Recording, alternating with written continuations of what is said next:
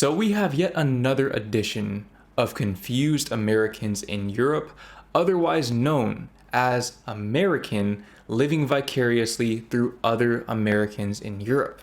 So without further ado, let's get into this video. Where are you from? I'm from Houston, Texas. How long you been in the UK for? 3 weeks. And what's been the biggest culture shock so far? People don't have a side that they walk on here.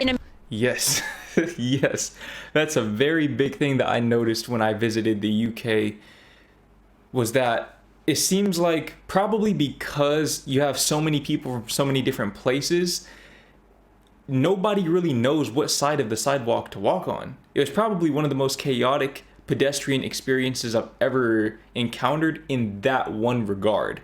And I'd imagine that as you get further away from London and other internationally renowned cities, when you get into the more local suburbs and whatnot, or the countryside, people probably just walk on the side of the road that correlates with the side that they drive on.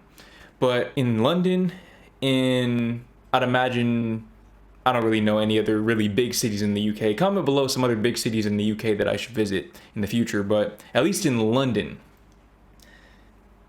it was chaotic, just complete chaos. In America, obviously we drive on the right-hand side, so you walk on the right-hand side. You would think here, you would walk on the left. No, everybody chooses chaos. Honestly, people walk down the middle. Yeah, no, literally. And they don't move out of the way. They choose which is most inconvenient. Yeah, what about personal space though? Not a thing. You be waiting in a line, and I'll feel right someone's here, breath right on my neck, and they're like this. Yeah. And I'm literally like, bro, can you make a tiny bit of... Honestly, I think that's more of a big city thing, because I kind of got that same feeling in New York City when I was there. I've been there 2 times now, or really any other dense environment. I think that's a big part of the reason why Americans think that European cities or Europeans in European cities don't really value personal space, is because you're just closer together on the basis of how the city is structured. The city is structured for density. So, for example, I lived in the Netherlands for 14 months. The Netherlands is, I believe, correct me if I'm wrong in the comments, the densest country in Europe. So it's this times 10. It's a very, very dense environment, and especially when you start getting into some of the cities, you're going to be around a lot of people. You're going to be in close proximity to a lot of people, and it's just something that you get used to.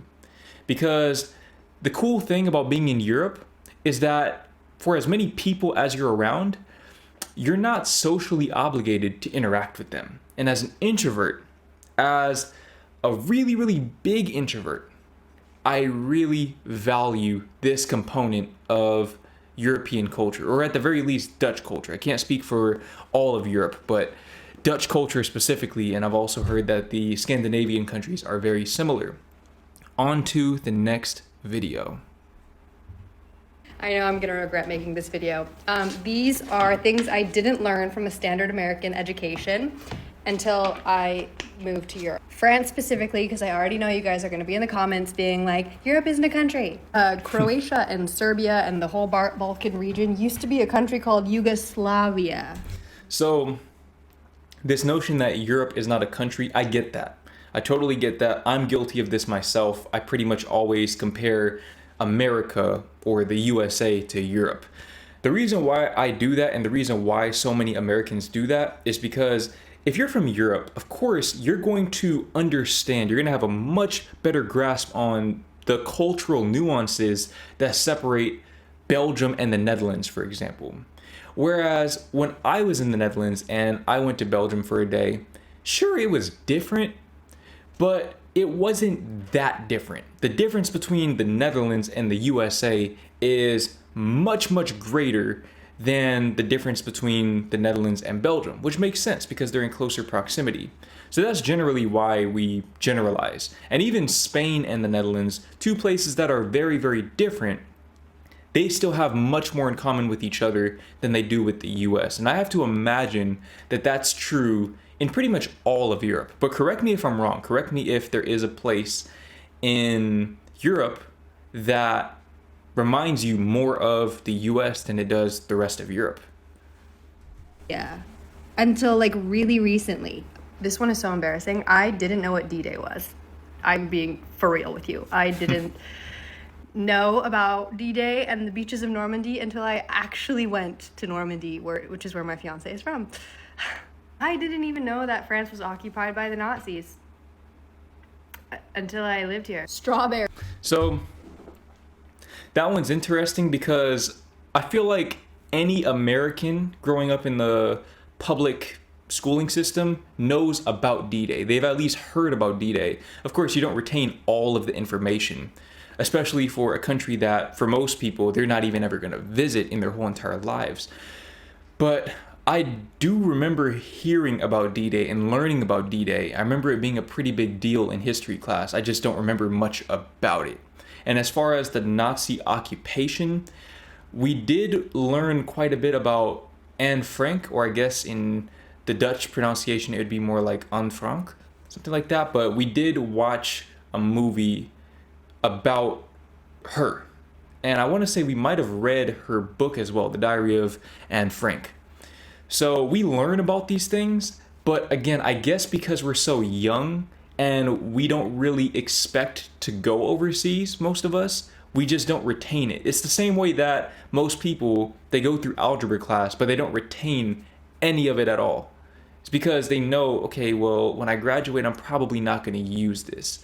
So I do want to clear that up because I think that the US education system gets painted in a much worse light than it actually is. Granted, it is still incredibly flawed. Incredibly flawed. It's not very dynamic, and it's really just a feeder system for the higher education system, which if you've been watching my videos throughout the past few months or years, then you know I consider it to be exploitative and predatory. I'm getting completely off topic, and I also didn't really address the point about Yugoslavia. I don't think I learned about that one in school. I don't think I learned about Yugoslavia.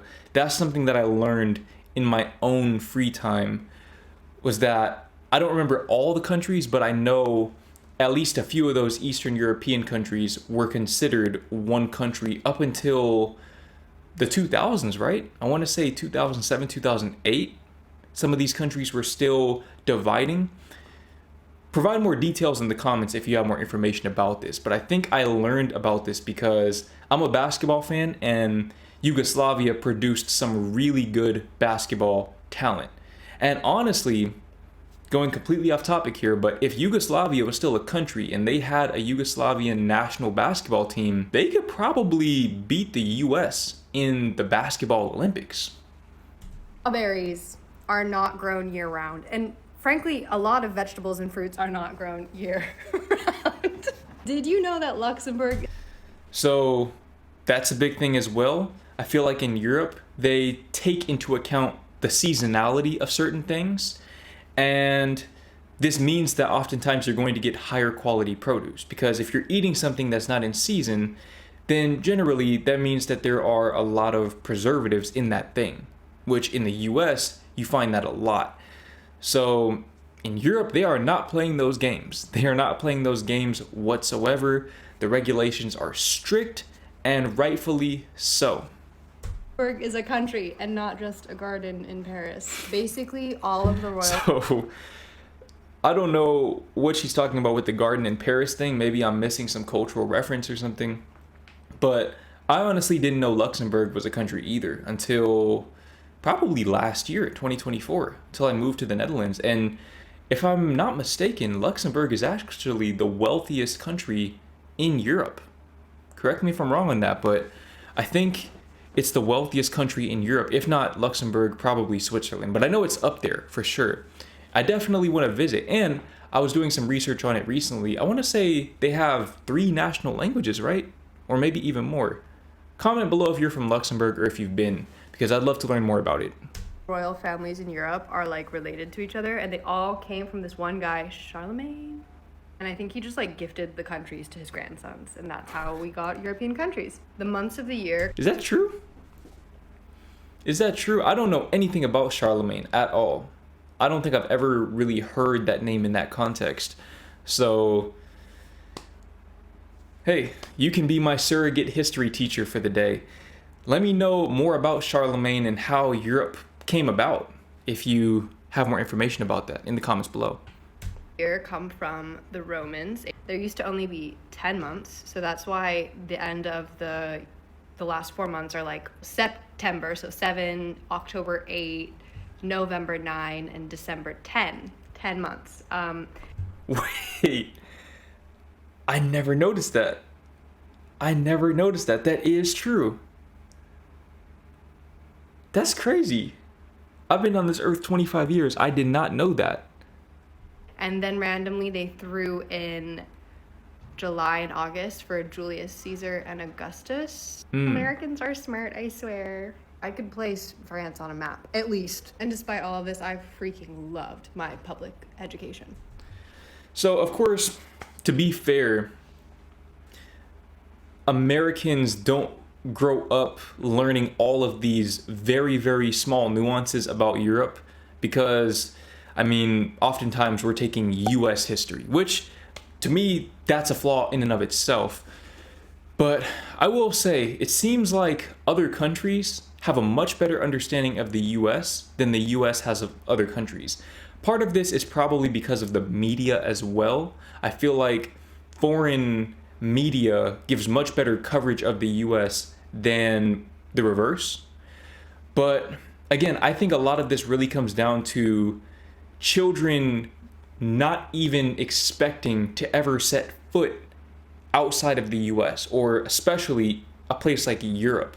So they just take the information that they gain and they completely discard it.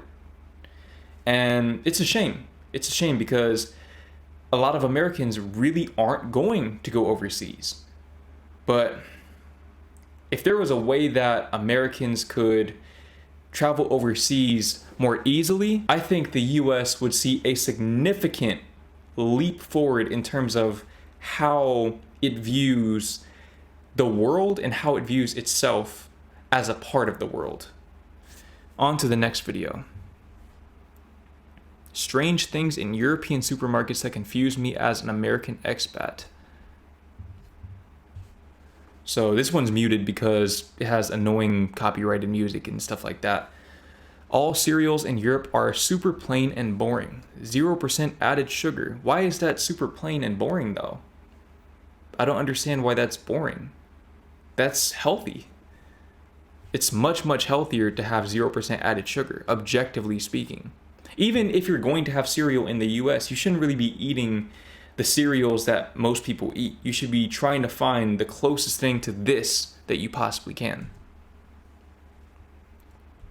Why don't they contain any candy like American cereals, which is delicious? Okay, this is satire. I'm pretty sure this is satire. But I'm sure some people actually think like this. So let's just take it at face value. 0 sugar added. Krusli and muesli. That's one thing. In my time in the Netherlands, I never understood the difference between those two things. So if you have a better understanding of the difference, then comment below. But this right here looks really good to me. This looks good. Maybe I'm just getting old and I don't crave the super sugary stuff, but this looks really good. I think I did have some variation of this. With little dried strawberries in it. It was so good. Some cheeses are sold with mold on them, which is disgusting.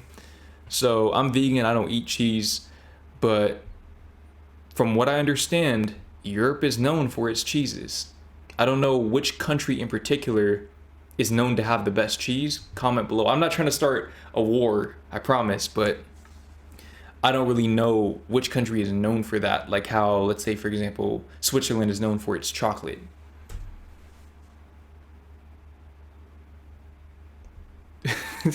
Do Europeans really eat this? Is crazy. Chicken in Europe is not washed in chlorine like in the rest of the world, which makes it super dangerous to eat. So this is a big thing that I've heard. And again, I'm vegan. I haven't eaten chicken since 2017. So I don't really have a dog in this fight. But from what I understand, American chicken is lower quality and washing chicken in chlorine is literally illegal in Europe. And rightfully so, because we have a pool in our apartment complex here in Thailand. The pool has chlorine and I try very hard to not get the water in my mouth. because the idea of ingesting chlorine just doesn't seem very appealing to me. Don't see why the logic would be any different with chicken. How do Europeans not get salmonella or iCarly from eating their unwashed chicken? iCarly is crazy. Absolutely crazy. Everything is so expensive here as they secretly add loads of tax at the price tag instead of adding it at the register like they do in the rest of the world. Yes, this right here is one of my favorite things. Honestly, I forgot all about the fact that in the US, they don't add the tax in on the price tag until I went grocery shopping for the first time. And I got that rude awakening really, really quickly. But things really aren't that expensive in Europe. I mean, you can see the fruit right here. That's not that expensive at all. I know, again, this is satire, but some people really do think like this, unfortunately. And this is in the Netherlands. This is at Albert Heijn. We have 30% sale in the bonus. Albert Heijn is just, it's my favorite grocery store I've ever been to, by far. Getting flashbacks.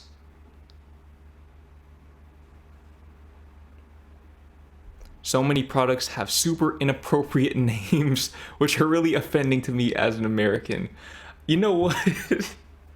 The crazy thing is, I could really see something like this being an issue in the US. I know somebody, with the way the lawsuit culture is out there, somebody would take this to court. They would try to get some type of money out of this.